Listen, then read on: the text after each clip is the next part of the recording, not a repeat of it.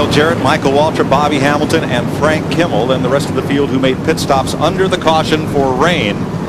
That has brought us to lap 66, and 14 hours later, we're set to go racing. Let's go trackside and Dick Berggren. Well, Rusty Wallace will take the green flag, currently running in 5th position. Wallace, a strong candidate to win the race today. He has won more races here at Richmond than anybody else in the field and led more laps than anybody else in the field. Moments ago, he told me that what the chassis really needed was sunshine. He's got just that. To Steve Burns. Well, Dick, it'll take more than a short night's sleep to affect Ricky Rudd, because today he makes his 655th consecutive start, a streak that began in 1981. He ties Terry Labonte's record, making him NASCAR's newest Ironman. Yes, it is. He also won here in September, Matt Yoakum. And Steve, the current air temperature is 64 degrees, the track temperature 98.7. That's good news if you're in the Hendrick or Gibbs camps, because that's the conditions that they tested here a few weeks back. A few other teams, though, they may not be quite as optimistic, because there's another group that tested here. The track temp was 151 degrees, the air temp 97. They may have a little more work to do to try to dial in those race cars if the conditions stay that they are right now. We might give Ricky Rudd 655.5 That's right, for this restart. How about sure, I've already done this once. Right. Yeah, we'll talk about this track temperature a lot, and what normally will happen when the track temperature comes up. Like last night, if your car was pushing, not turning. Today, as the track gets more temperature, slickens up, then your car will turn less. It's going to turn less and less. Same with if it was loose last night. As the track gets slicker, it's going to be looser. It just loses grip. Well, then your car's been sitting there all night, and you hop in there, and from a driver's perspective, you're just hoping that it'll handle good on the restart here, that you get off to a good start, because the cars are bunched up the way they are. There's only one groove right now. Last thing you want to be in is an ill-handling race car. And the best rested people here are likely the drivers. Most of them have motor coaches in the lot off behind turn number 2. So while it's been a tough night for many of the teams, the drivers are rested and set to go. Harold? Let's see if we can talk to Dale Jarrett. Hey, DJ, this is DW up here in the TV booth. Bud, how you read? Pretty loud and clear. Well, you led the race all night long. You ought to feel pretty good about that. That's nice. Probably the longest I've ever led one of these things. But we got our work cut out for us. Hopefully we can make some adjustments here on this UPS Ford and see what we can do today. This is probably not something you can tell me, but are you going to stay out, or are you going to come in and work on it right now? We've elected to, we're going to stay out. We thought about it quite a bit, and we've adjusted our air pressure since we were able to do that. And we're going to see what this does for us, so that'll give us an idea of what to do on our next stop. That makes me feel good, because that's what I'd have done. I'd have stayed out. So, man, I want to wish you good luck. You got a great view there. Keep it there. A lot. Only Matt Kenseth comes to pit road. Everyone else stays out, as we'll run a couple of caution laps before we get the green flag to restart the Pontiac Excitement 400. NASCAR on FX is brought to you by UPS, official delivery company of NASCAR. We want to race the truck. People love the truck. Frank Kimmel, Ricky Craven, Rick Mast, Hermie Sadler, and Randy Renfro have pitted, and Matt Kenseth is still in the pits. Craven back in to remove the adjustment wrench, and they'll put some tires on while he's there. But Matt Kenseth has not left pit road. Dick Berggren. Well, there are all kinds of things going on here with Matt Kenseth's car, and they're basically blaming the contact he had earlier in the race with Steve Park for the problems that they are experiencing. They've got brake line problems right now. They're feeding on the exhaust system on the left side of the car. And Darrell had a good look at the passenger side of the car, which we did not here in pit road. They were working on a lot of stuff under there. They've lost several laps of the opportunity to win this race as a result. I don't know what was going on up under the car, Larry. It was hard to tell. It looked like they were working on a number of things. They had a pry bar as if they were trying to realign the rear end housing, like maybe they thought when they hung into somebody it moved the housing, and that they ran into a problem in the process. Yeah, he's going to go 2 laps down, and boy, third in the points. That's going to be hard to make up here. Hermie Sadler comes back in the pits. They had the hood up. They're lifting it again. Rick Mast and the Richmond-based Junie Donlavey, number 90, back in, and so is Randy Renfro. And just to make you understand about the 3 guys at the front, Dale Jarrett, Michael Waltrip, Bobby Hamilton, that did not pit, we had a caution last night on lap 30. those guys were on pit road when the caution came out at lap 60. 30 laps later for rain, those guys, along with Frank Kimmel, who has recently pitted here today, they elected to stay out and gain that track position. So they have 30 laps on their tires. And Michael, as he heard you say last night, some people did, he ran the Busch race on Friday night, and he went over 100 laps on his tires, so he felt like tires was not an issue. So I think that was a good call. And I think as long as we only have the one groove, I believe I'd rather have that track position, especially single file. I mean, the leader's going to take the green flag. The 43rd place car is going to be going into turn 3. And here it's 71 laps. All 43 starters are still running. Randy Renfro's back on the racetrack. He brought the first caution out when his car stalled on the backstretch at lap 30, but all the cars are out there running. Now NASCAR has closed pit road so that the pace car can pick up its speed and allow the drivers to get a little more heat in all the operating systems and the tires. Usually it's 45 miles an hour. They picked it up, you see there, to 65 on Dale Jarrett's Fox tracks, and in 3 laps we'll go racing. Well, even though they allowed the teams to warm the engines up this morning, they would not allow them to jack the cars up. And normally on race morning, while we're warming the engines up, we'll jack the rear end up and run the transmission and the gear. So these things have been laying there cold, you know, for 14 hours in these cold temperatures. Can make a big difference if you don't get heat in them. One of the things I always worry about as a driver is that we said these cars were hot, the brakes were really hot. You pull them down here with the moisture, the rain and everything, and cover them up.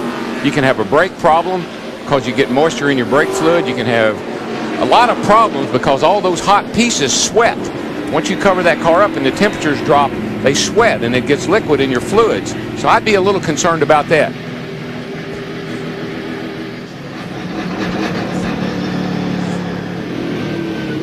I mean, you've had 14 hours to think about a lot of things that, you know, you could worry about. Bottom line is probably won't be a problem anyway. What's that old saying about 80% of what you worry about never happens? So I don't know. I heard that on the History Channel. No, Discovery Channel.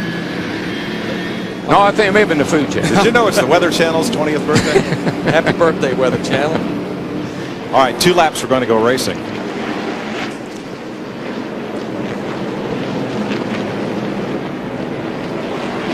Got to wish my son Scott happy birthday. He's 3. Happy birthday for him. So one of several parties that will be missed on Lake Norman this afternoon. And my buddy Rooster. I wish I could be there. My buddy Rooster. He didn't have FX in his room last night. Guess what he did? 1-800-FX. He wanted it in that room today. Did he get it? I don't know. I hadn't heard from him yet. We'll send him a tape.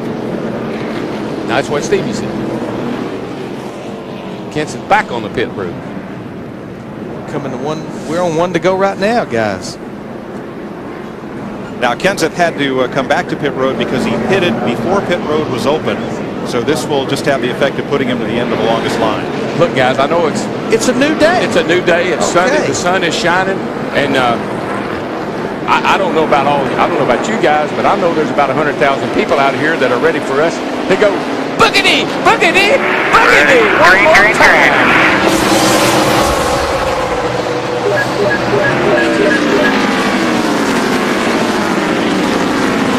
Well, Mikey's all over the back of that 88. He wants to make a run on him.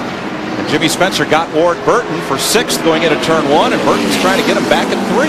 Boy, Spencer drove that thing down in there, and it washed up. Ward Burton's going to get the position away. You can definitely overdrive the entrance to these corners.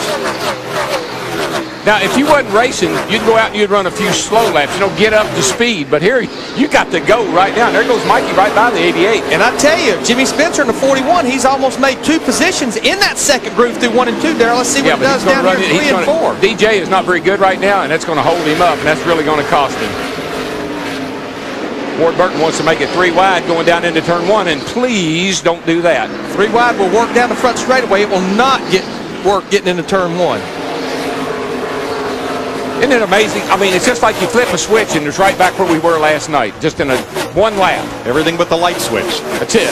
And I believe definitely Jimmy Spencer's car will work right there in the second group, but DJ in the 88 car, UPS car, is holding him up. They're going to be 3 wide here with Ward Burton getting into turn 1. Somebody's got to give, boys. And DJ did. And Ward scoots through underneath Spencer and starts marching back to the front where he spent the first 60 laps last night. Well, you know, Friday night, Spencer had a great Busch car here. And, whoa.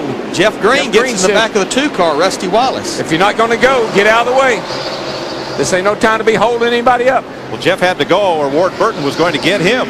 And, you know, let's go back to the Busch race Friday night. Jimmy Spencer, one of those guys that run that race, he was probably the only Busch car that could go in that second groove. Actually, he had a Busch car that could run in any groove, and it looks like he's got a good car today. Yeah, that James Finch car could have run around the parking lot and won that race Friday night. And the thing about those guys now, they did all their practicing in the daylight, in the sunlight. The Busch guys did. So this is probably working really good for Spin. Now they have Rusty Wallace in the 2 car. They have him kicked up to the high side. Jeff Gordon in the 24. Jeff Burton in the 99. They're going to take the position away from him. Jeff Green for second. Another driver ran the Busch race, Darrell, and practiced his Busch car in the daytime. And Green moves up to second. Ward Burton now third. Michael Waltrip, Jimmy Spencer, Sterling Marlin. The guys are a whole lot more aggressive today than they were last night. I mean, they know they got a whole race to run now. Last night they were just trying to race the rain. Everybody's kind of getting after it right now. There's a lot of beating and banging going on back here, a little pushing and shoving. I think when we started that race last night, there were some drivers that were concerned, was the track even ready to race on? Was it completely dry? And something else I'm going to tell you. You may not believe this or not, but you can see better. I know we got great lighting, but it gives you a deception. There's a deceptive look to the track when it's under light. You can see better. Now you know where you want to go. You can see that outside groove if it looks like you can get up there and go in it. Darrell, about 10 laps, and Ward Burton's going to be leading this race again. Well, he was bad to the bone last night. And he's back after it again today. And he's got tires. He's set to go. He's looking good for the long haul. He just needs to be patient. There's a battle right here for 7th. Jeff Burton and Jeff Gordon. And Ricky Rudd's going to follow Jeff Burton through as well. Dale Earnhardt Jr. in the 8 car, he's wanting to follow him through. We got a battle for the leads up here, guys. Jeff Green in that 30 car, pulling Ward Burton in the 22 by Bobby Hamilton in the 55. Remember, Hamilton did not stop for tires under the caution. Green and Burton did. Good laps right there. You're about a 3rd place car. Boy, Michael's got a problem. I think he's got a tire down. He just dropped off the pace down the back. Right rear tire. I got a flat tire. Heard him tell him he thought he had a flat tire. Another of the 4 cars that didn't. Yeah, he stopped. He looks like he's got a right rear flat. Oh man, and you can't get out, and it's going to cause a heck. People going everywhere back there. Boy, they are bottlenecking up behind him and getting into turn 3. He's going to make it to pit road. Yeah, Elliott's, oh boy, that's his Nerf bar out from under his rear bumper. It's a little small piece of tubing, but that could come off and be dangerous. It's what support that goes behind the rear bumper. It actually goes up in behind the rear bumper. Show you again here, Michael Waltrip trying to control a car with a flat tire. Well, he goes down into turn 1 there. I saw him, and he gets all of a sudden he goes loose on him, and he chases it up the hill. Right there, I think he figures he just got up out of the groove, but he had a flat right rear tire. And everything jams up behind him. Big time. And Bill Elliott's going to have to come to pit road. Yeah, as bad as I hate to say it, they need to get that car in, because that piece of metal I think it probably flew off. Caution is on the speedway. The debris, it's probably, you can see it. We know what the debris is. But that's quite a break for Bill Elliott, especially with nobody getting into it, because now he can pit under caution, or he probably won't even have to pit. I don't know why they bring him in now. But what a bad break for Michael Waltrip, because he's actually going to go 2 laps down. Here's a look at it. There's a look at it, and everybody's looking at it. Several cars run over it. It's not very big, Larry. What is that, about a 3/4 inch piece of pipe that they put up in the rear bumper? It's just something to give the rear bumper.